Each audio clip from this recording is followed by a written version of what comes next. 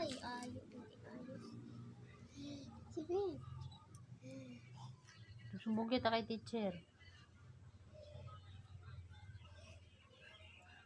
Hindi naman ako napaggalitan ni teacher eh. Yan naman siya nagsasabi. Wala naman siya nagsasabi. Sabi mo sa kanya. Wala naman siya nagsasabi.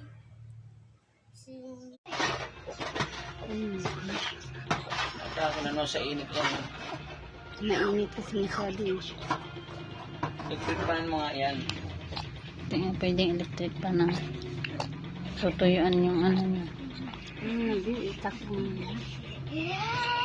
Magano kasi kayo ng driver sa yung sasakyan sa barangay. Kasi emergency yan. Emergency? Pag din kasi kami atin eh. Hindi. Abutin kami ng ano doon. Yung ano ba sa barangay, sasakyan. Ha? Wala akong bate. Gutom pa yung bata. Tapos ano. Tama yan.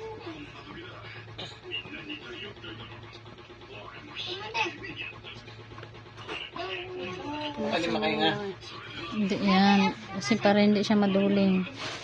Yan mo rin. Yan mo as kamada. Kuha kang ano, kutsara.